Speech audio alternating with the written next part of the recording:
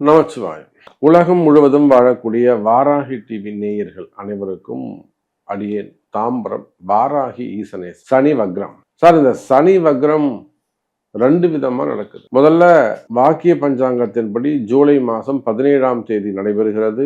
அதே சமயத்துல திருக்கணிதத்தின் பிரகாரம் ஜூலை 27ஆம் தேதி நடைபெறுகிறது. இது எப்படி நடந்தாலும் ஒரு 10 நாள் வித்தியாசம் இருக்கே தவிர, ஆனால் ஜூலை மாதம் சனி வக்ரம் 17ஆம் தேதிக்கு அப்புறமே வாழ்க்கையில் நல்ல மாற்றங்கள் இருக்கும்.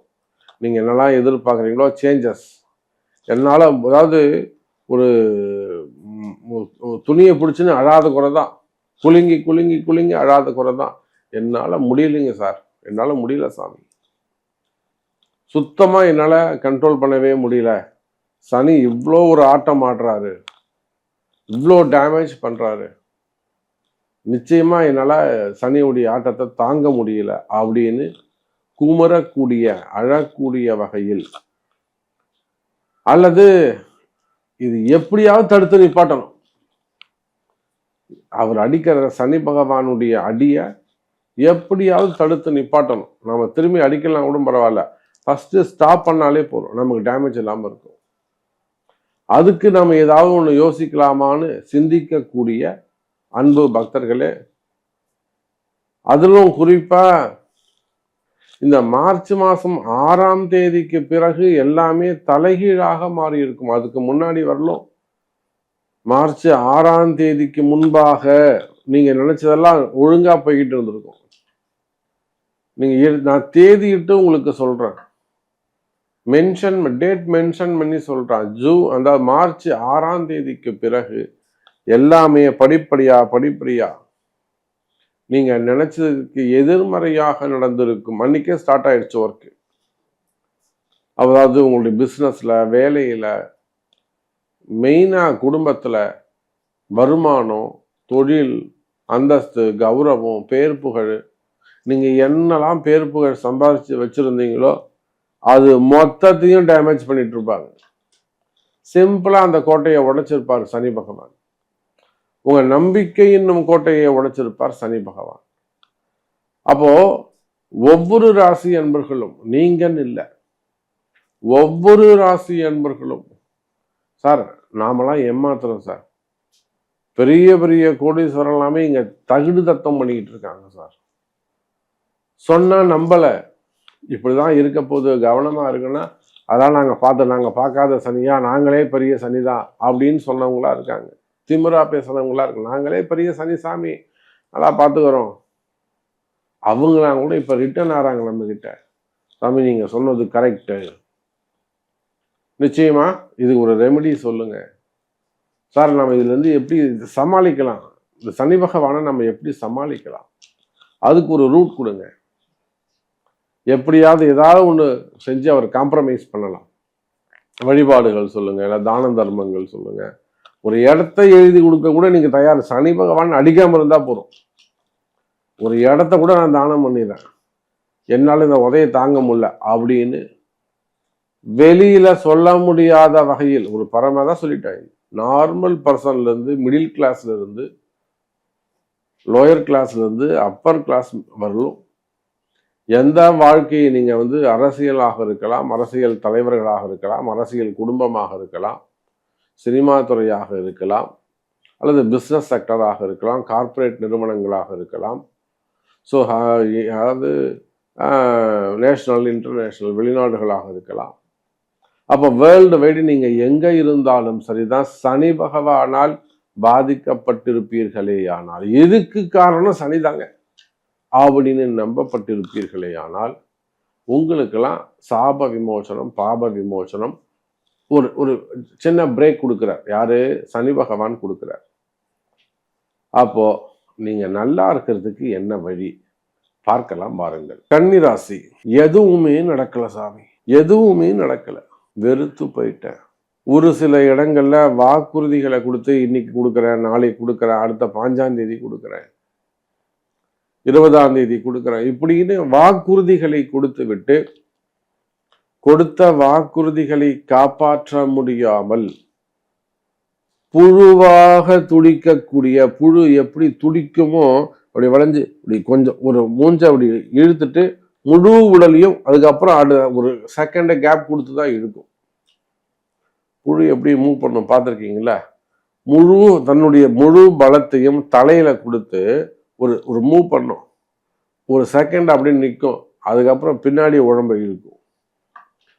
அதை போல என்னுடைய கன்னிராசி அன்பர்கள், உலகம் முழுவதும் வாழக்கூடிய கன்னிராசி அன்பர்கள் தன்னுடைய உயிரை மட்டும்தான் இன்னும் கொடுக்கல. எல்லா முயற்சிகளையும் பண்ணிட்டாங்க. என்கிட்ட உயிர் மட்டும்தான் சாமி இருக்கு. அவ்வளோ கஷ்டங்கள். எத்தனையோ கன்னிராசி அன்பர்கள், குறிப்பா பெண்கள், அவங்க குடும்பத்தை காப்பாத்துறதுக்காக நம்ம கிட்ட வந்திருக்கிறார். வெளிநாடுகள்ல எப்படியாவது ஃபேமிலியை காப்பாத்துங்க, எப்படியாவது எங்க வீட்டுக்காரை காப்பாத்துங்க. நான் நிறைய இடங்கள்ல சொல்லியிருக்கிறேன். ஆஸ்திரேலியாவில் ஒரு பொண்ணு ப்ரெக்னன்சியாக இருக்காங்க. அவங்க வீட்டுக்காரர் கோமா ஸ்டேஜுக்கு போயிட்டாங்க. வாராகி பூஜை செஞ்சு அந்த நபர் இன்னைக்கு எழுந்து வேலைக்கு போகிறாங்க. ஏன்னா சிறு வயசு, கணவன் இல்லாமல் கேரிங்காக இருக்காங்க. ஒரு குழந்தை பிறக்கும் போது அப்பா ஆரோக்கியமாக இருக்கவனாமா படுத்த படுக்கையில் இருந்தாருன்னா என்ன ஆகுறது குடும்பம்? அப்போ அந்த அளவுக்கு கஷ்டப்பட்ட கன்னிராசி அன்பர்களே, எவ்வளோ பெரிய துன்பங்களை எல்லாம் கிராஸ் பண்ணி தாண்டி வந்திருக்கக்கூடிய கன்னிராசி அன்பர்களே, எதையும் சாதிக்க பிறந்தவர்களே, கன்னிராசி அன்பர்கள் ஜெயிச்சிருவாங்க. மனசாட்சி உள்ளவங்க, நேர்மை உள்ளவங்க,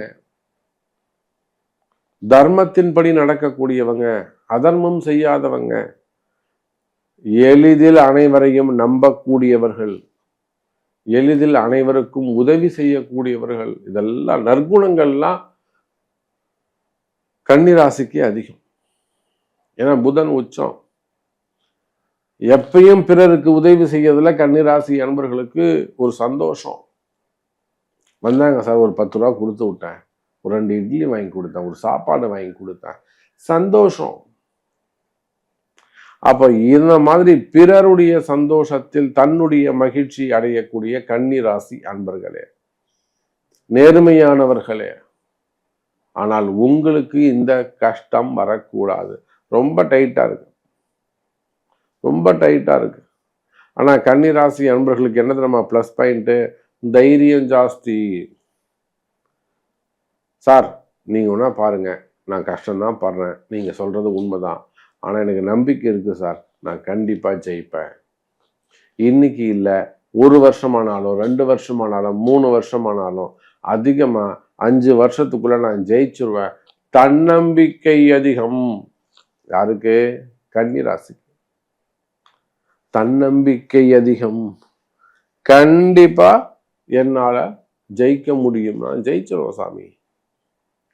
அப்ப அந்த அளவுக்கு உறுதி மனப்பான்மையோடு இருக்கக்கூடிய கன்னிராசி அன்பர்களே. ஆனா பாருங்க, கால நேரம் கர்மா வேலை செய்யுது.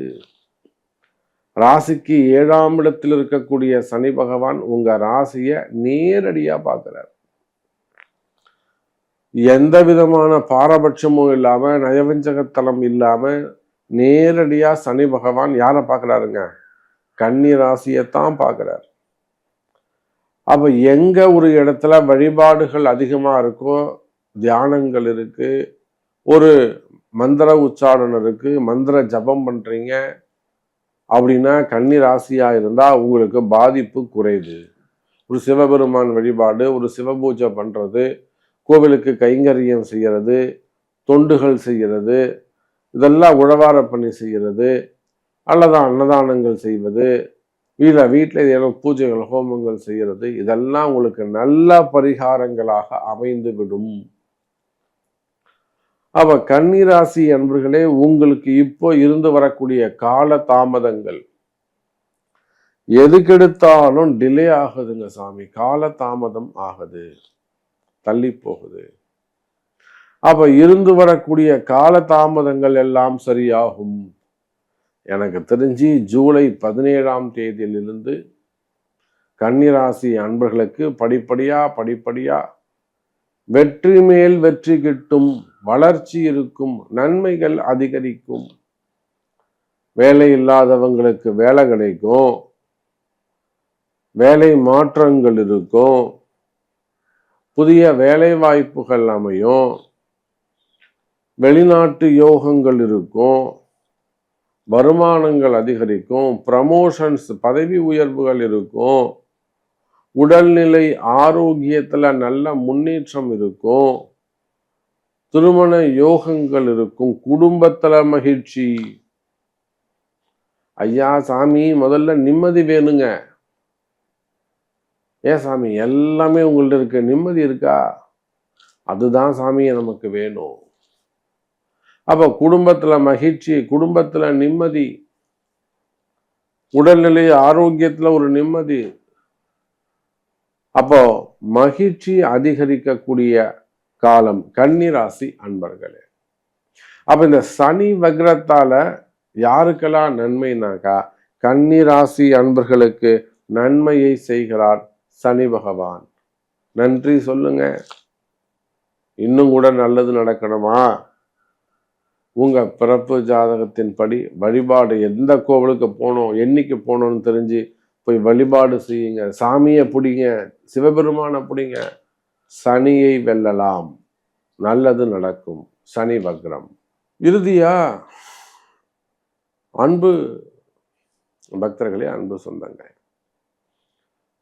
பொதுவா ஜாதகம் எப்பேற்பட்ட கஷ்டங்களையும் பரிகாரத்தின் வாயிலாக நிச்சயமா ஒரு 50% வரல சரி பண்ண முடியும்.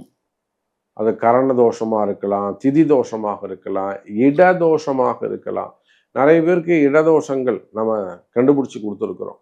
இடதோஷங்கள், சல்லிய தோஷங்கள், ஒரு நல்ல கம்பெனி, ஃபேக்ட்ரிஸ், இதெல்லாம் நல்லா போயிட்டு இருக்கிற கம்பெனி திடீர்னு டவுன் ஆகிடும். நிறைய பிரச்சனைகள் வரும். அங்கே இபி ஃபால்ட்டு, ஃபயரு, அந்த ஃபயர்லாம் நடந்தால் அஸ்திர ஹோமங்கள் அங்கே செஞ்சு கொடுக்கணும்.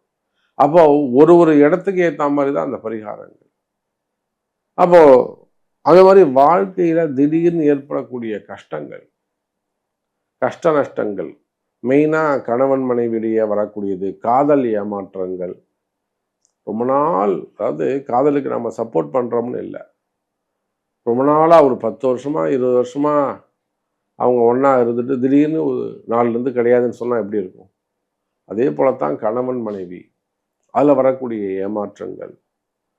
ரெண்டாவது அதிகார பகிர்வு, மெயினாக செய்வினை கோளாறுகள், புதையல் போன்ற ஏமாற்றங்கள், செய்வினை கோளாறுகள், மறைமுகமான பிரச்சனைகள், எதிரிகளுடைய தொந்தரவுகள்.